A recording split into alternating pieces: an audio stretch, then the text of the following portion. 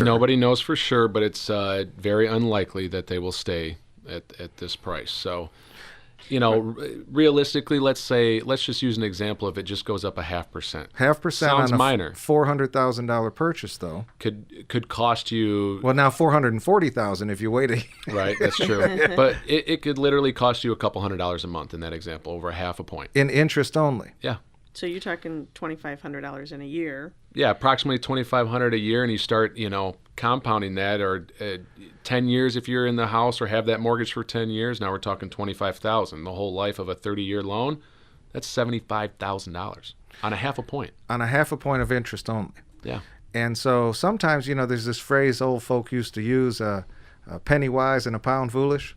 Sometimes you want to look at that big picture and say, wait a second, I don't want to bring money to the closing table, but not selling in this market and getting in, before the appreciation in the new market while these rates are low. That's the thing, American Dreamer, I want you to hear.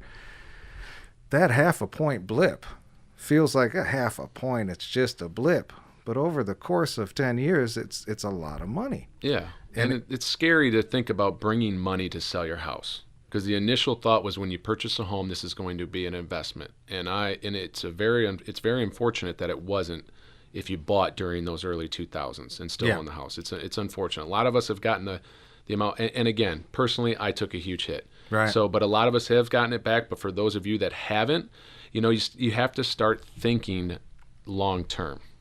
And what I mean by that is find a solution to this problem and to make sure you make the best of your finances. And there are options, come into closing with some money, and so that you can earn more money in your investments for the future is a smart thing to do financially. It doesn't sound like it. It sounds like, no, I don't want to bring any money to closing. That doesn't sound smart. But if you look at the overall picture, sometimes it is, case by case.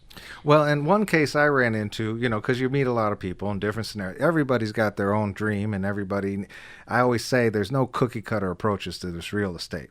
Every transaction is unique. Every family is unique. Every house is unique, and each of you deserve the attention of a bona fide expert. And so, anytime you need help with real estate, give us a call off air, 248-545-4700. That's 248-545-4700, or you can get in touch with us through the